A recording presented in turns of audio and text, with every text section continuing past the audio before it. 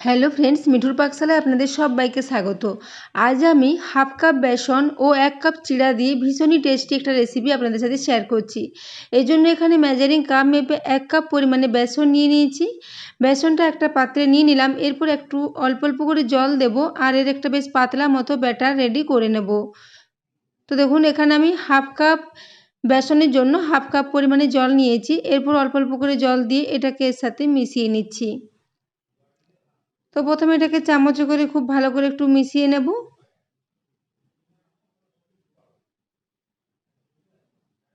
তো দেখুন এভাবে কিছুটা জল দিয়ে অল্প অল্প করে এটাকে খুব ভালো করে মিশিয়ে নিচ্ছি। তো এরপর আমি এখানে পুরো জলটাই দিয়ে দিলাম। তো পুরো জলটা দেওয়ার পর একটা হ্যান্ড মিক্সারের সাহায্যে খুব ভালো করে মিশিয়ে নেব, যাতে এর মধ্যে কোনো মোটা দানা না থেকে যায়।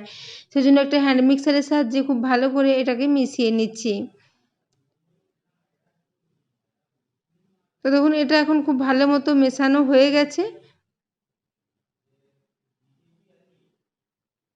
এরপর এটাকে এখন মিশিয়ে নেওয়ার পর সাইডে রেখে দেব। এদিকে আমি একটা মিডিয়াম সাইজের আলু নিয়ে নিয়েছি। আলুটাকে গ্রেটারের সাহায্যে গ্রেট করে পরিষ্কার করে একটু ধুয়ে নেব। তো ওই জন্য আলুটাকে একটা গ্রেটারের সাহায্যে গ্রেট করে নিচ্ছি। তো আলুটা এখানে খুব ভালো করে গ্রেট করে নিয়েছি। এরপর এখানে খুব বেশি পরিমাণে একটু জল দিয়ে আলুটাকে পরিষ্কার করে ধুয়ে জলটা নিগড়ে এটাকে তুলে নিচ্ছি। তো দেখুন এভাবে পুরো আলুটাকে একটা বাটিতে তুলে নিয়েছি। আলুটা খুব পরিষ্কার করে ধুয়ে জলটা পুরো নিংড়ে নিয়েছি। এদিকে আমি আবার একটা মিক্সির জার নিয়ে নিয়েছি। এখানে আমি নিয়ে নিচ্ছি মেজারিং কাপ মেপে 1 কাপ পরিমাণে চিড়া। চিড়েটাকে আমি আগেই খুব ভালো করে চেলে পরিষ্কার করে রেখেছি। তো চিড়েটাকে এখানে নিয়ে নিলাম। চিড়েটা নেওয়ার পর মিক্সিং জারের মধ্যে দিয়ে এটাকে খুব ভালো করে একটু গুঁড়ো করে নেব। তো চিড়েটা এখন খুব ভালো করে গুঁড়ো করে নিয়েছি। এরপর এই বেসনের ঘোলের মধ্যে পুরো চিড়েটাকে দিয়ে দিলাম এবং চিড়েটা দেওয়ার সঙ্গে সঙ্গে চিড়েটা পুরো এই জলটা টেনে একদমই ঘন হয়ে যাবে। চিড়ে খুব বেশি পরিমাণে জল টেনে নেয়। তো দেখুন চিড়েটা দেওয়ার সঙ্গে সঙ্গে এটা জল টেনে একদমই ঘন হয়ে এসেছে। এরপর এটাকে আমি এইভাবে ক্রমাগত খুব ভালো করে একটু মিশিয়ে নিচ্ছি। এটাকে এইভাবে খুব নরম করে মেখে নেব। খুব বেশি জল দিয়ে এটাকে আর পাতলা করব না। এরকম বেশ নরম নরম ধরনের একটু করে মেখে নিচ্ছি। তো দেখুন এরপর এটাকে হ্যান্ড মিক্সারটা রেখে দিলাম। এরপর চামচে করে এটাকে একটু মিশিয়ে নিচ্ছি।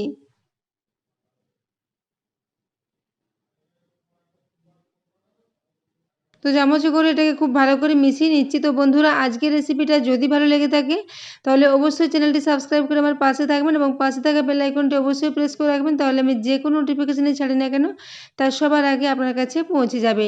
তো এখানে আমি আবারও প্রায় 1/4 কাপ পরিমাণে একটু জল নিয়েছি, সেটারই অল্প অল্প করে আবারও দিয়ে এটার সাথে মিশিয়ে নিচ্ছি। এখানে এটা ব্যাটার মতো রেডি করব না, কিন্তু বেশ একটা নরম ডো মতো এটাকে রেডি করে নিচ্ছি।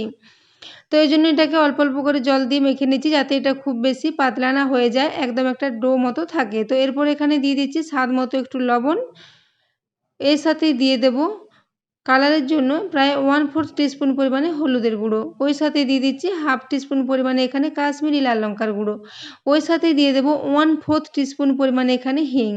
যেহেতু রেসিপিতে বেসন দিয়েছি, বেসনের সাথে হিং দিলে এটা খুবই ভালো একটা ফ্লেভার আসবে। তো দেখুন এখানে হিং ও সমস্ত মশলাগুলো দিয়ে খুব ভালো করে আবারও চামচে করে এটার সাথে মিশিয়ে নিচ্ছি। তো এইভাবে একটা বেশ নরম ডো মতো এটাকে একটু খুব ভালো করে মিশিয়ে রেডি করে নিচ্ছি। তো বন্ধুরা আজকের রেসিপিটা যদি ভালো লেগে থাকে তাহলে অবশ্যই বন্ধুদের সাথে একটু শেয়ার করে দেবেন এবং রেসিপি ভালো লাগলে একটা লাইক করতে ভুলবেন না। তো দেখুন এরপর সব কিছু খুব ভালো করে মিশিয়ে নিয়ে এটাকে ঢাকা দিয়ে রেস্টে রেখে দিলাম প্রায় 5 মিনিটের জন্য। এদিকে আমি ফ্রাই প্যানে একটা কড়াই বসিয়ে দিয়েছি, তাতে এখানে সরষার তেল নিয়ে নিয়েছি প্রায় হাফ টিস্পুন পরিমাণে। তেলটা গরম হয়ে এলে এখানে হাফ টিস্পুন পরিমাণে দিয়ে দিয়েছি গোটা জিরে। গোটা জিরেটা দিয়ে খুব ভালো করে একটু ভেজে নিলাম। এরপর এখানে ওই যে আলুটা গ্রেট করে রেখেছিলাম, সেই গ্রেট করা আলুটা এই তেলের মধ্যে দিয়ে দিলাম। এরপর আলুটা দিয়ে খানিকক্ষণ এটাকে ভেজে নেব। প্রায় 1 থেকে 1.5 মিনিট পর্যন্ত এটাকে একটু ভেজে নিচ্ছি। আলুটা যেহেতু খুবই সরু সরু করে গ্রেট করা আছে, তাই এটা খুব তাড়াতাড়ি সেদ্ধ হয়ে যাবে। তো আলুটা 1.5 মিনিট পর্যন্ত একটু লো ফ্লেমে ভেজে নিয়েছি। এরপর এখানে স্বাদ মতো একটু লবণ দিয়ে দিচ্ছি। ওই লবণটা দিয়ে এটাকে খুব ভালো করে আবারও মিশিয়ে নেব। এখানে আর বিশেষ কিছু মশলা লাগবে না, যেহেতু আমি ওই বেসন ও চিড়ের মধ্যেই অনেকটাই মশলা দেওয়া আছে, তাই এটা মশলা না দিয়ে শুধুমাত্র একটু লবণ দিয়ে ও জিরে দিয়ে এটাকে একটু ভেজে নিচ্ছি। তো এইভাবে এটাকে বেশ কিছুক্ষণ ভেজে নেওয়ার পর ঢাকা দিয়ে প্রায় 1 থেকে 1.5 মিনিটের জন্য রেখে দিচ্ছি, যাতে আলুটা খুব ভালো মতো নরম হয়ে যায়। তো 1.5 মিনিট পর ঢাকাটা খুলে নিলাম। তো আলুটা এখন খুব ভালো মতো সেদ্ধ হয়ে গেছে এবং আলুটা খুব ভালো ফ্রাই হয়ে গেছে। এরপর এটাকে হাতার সাহায্যে খুব ভালো করে মিশিয়ে নিলাম। এরপর এখানে দিয়ে দিচ্ছি প্রায় 1 চা চামচ পরিমাণে সাদা তিল। সাদা তিল দিলে টেস্টটা ভীষণই ভালো হবে, সেজন্য 1 চা চামচ পরিমাণে সাদা তিল দিয়ে দিয়েছি। এরপর তিলটা দেওয়ার পরও খুব ভালো করে এর সাথে একটু মিশিয়ে নিচ্ছি। তো তিলটা দিয়ে প্রায় 1 মিনিট পর্যন্ত এটার সাথে একটু ভেজে নিলাম। এরপর আমি ওই যে সুজি ও বেসনের মিশ্রণটা করে রেখেছি সেটা এখন হাতার সাহায্যে নিয়ে এই কড়ার মধ্যে দিয়ে দিচ্ছি। তো দেখুন এইজন্য এখানে এটাকে আমি একটু বেশ ঘন টাইপের মিশ্রণ করেছি, এটাকে একদম ব্যাটার টাইপের করে নিই, যাতে এটা এই আলুর সাথে মেশানোর সময় খুবই চটজলদি মেশানো যায় এবং খুব বেশি ডোটা নরম না হয়ে যায়। সেজন্য এটাকে এইভাবে একটু শুকনো শুকনো করে মেখে এইভাবে এই আলুর সাথে মিশিয়ে নিলাম। আর এইভাবে আলুটা ফ্রাই করে যদি এর সাথে মেশানো হয় তাহলে টেস্টটা ভীষণই ভালো হবে। আলু দেওয়ার জন্য এটা ভীষণই খাস্তা ও মুচমুচে মতো রেডি হবে। তো দেখুন এরপর আমি সমস্ত মিশ্রণটা দিয়ে এই আলুর সাথে খুব ভালো করে মিশিয়ে নিচ্ছি এবং মিশ্রণটাও এইভাবে প্রায় 2 থেকে 3 মিনিট পর্যন্ত একটু মিশিয়ে নিয়েছি। এরপর সবশেষে এখানে দিয়ে দিচ্ছি 2 চা চামচ পরিমাণে একটু আটা। আটা দিলে এটা খুব ভালো বাইন্ডিং হবে এবং এটা একদমই ফেটে যাবে না। তো দেখুন এইজন্য আটাটা দিয়ে খুব ভালো করে আবারও সব কিছুর সাথে মিশিয়ে নিচ্ছি। আটাটা দিয়ে এইভাবে প্রায় 2 থেকে 3 মিনিট পর্যন্ত একটু নাড়াচাড়া করতে করতে এটা বেশ ভালো মতো মিশে যাবে। তো বন্ধুরা আজকের এই রেসিপিটা সকালে ব্রেকফাস্টে বা বাচ্চাদের স্কুলের টিফিনে বা বিকেলের দিকে স্ন্যাক্স হিসেবে বানিয়ে ট্রাই করতে পারেন। ভীষণই টেস্টি একটা রেসিপি। তো দেখুন এরপর সব খুব ভালো করে সব কিছু মিশিয়ে নিয়েছি এবং এটা খুব ভালো একটা নরম ডো মতো রেডি হয়ে এসেছে।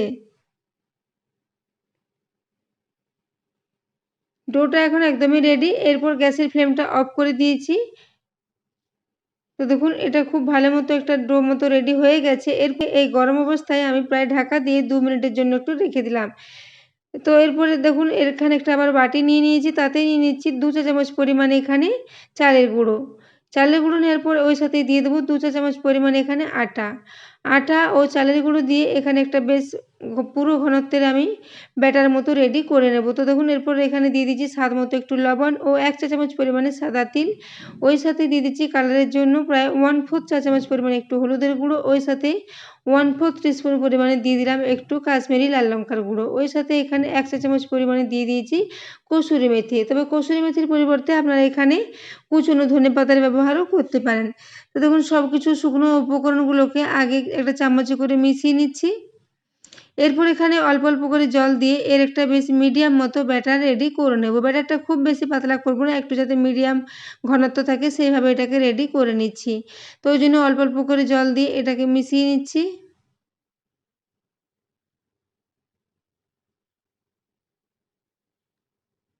তো দেখুন অল্প অল্প করে জল দিয়ে এর একটা বেশ মিডিয়াম ঘনত্বের ব্যাটার আমি রেডি করে নিয়েছি। তো এদিকে আমি একটা চপিং বোর্ড নিয়ে নিয়েছি, তাতে একটু তেল দিয়ে খুব ভালো করে এটার সাথে মাখিয়ে নিলাম। এরপর ওই যে ডোটা ঢাকা দিয়ে রেখেছিলাম ওটা এখন 2 মিনিট পর এখানে নিয়ে নিচ্ছি। এরপর ডোটা এখন হালকা গরম আছে। তো এরপর এই অবস্থায় এটাকে আমি হাতে করে একটু খুব ভালো করে মেখে নেব। তো দেখুন এভাবে হাতে করে এটাকে একটু মেখে নিচ্ছি।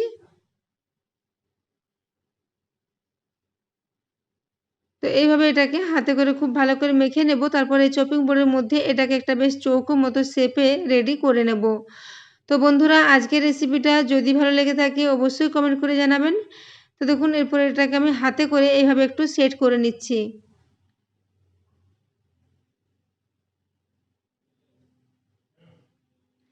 তো দেখুন এভাবে আমি হাতে করে প্রথমে এটাকে একটু ছড়িয়ে দিচ্ছি এবং সাইডগুলো এভাবে একটু হাতে করে নিয়ে চৌকো মতো এটাকে রেডি করে নিচ্ছি।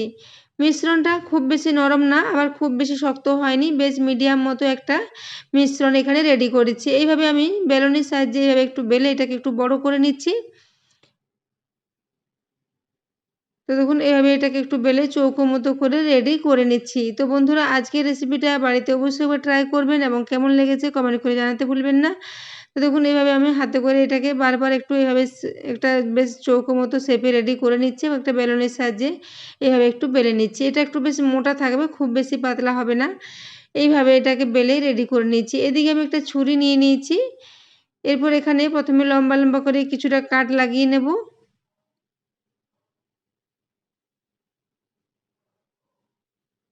তো দেখুন এইভাবে আমি লম্বা লম্বা করে প্রথমে এটাকে কেটে নিচ্ছি।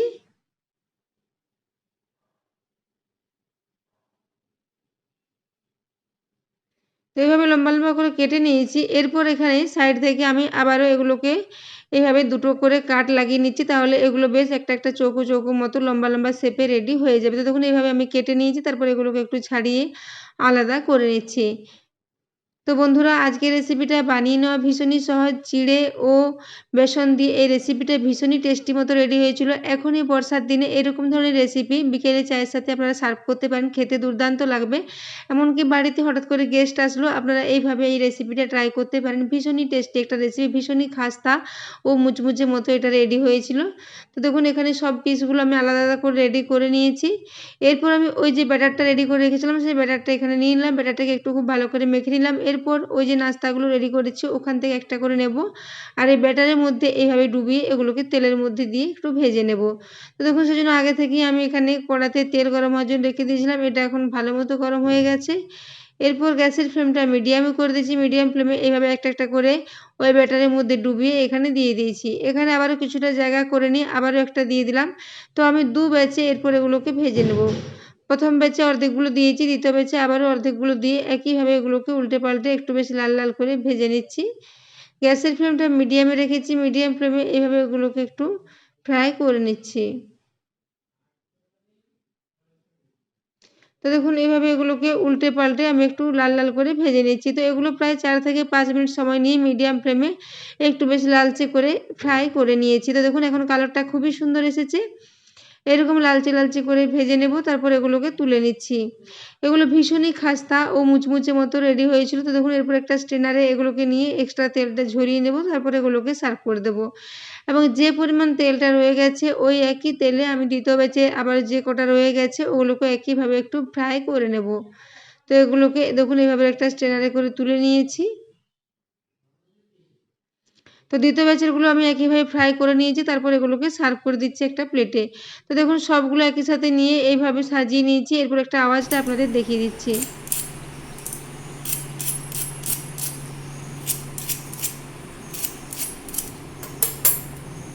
তো দেখুন এগুলো ভীষণই খাস্তা ও মুচমুচে মতো রেডি হয়েছিল এবং উপরটা ভীষণই খাস্তা এবং ভেতরটা খুবই নরম। তো বন্ধুরা, আজকের রেসিপিটা এতক্ষণ পর্যন্ত দেখার জন্য আপনাদের অশেষ ধন্যবাদ।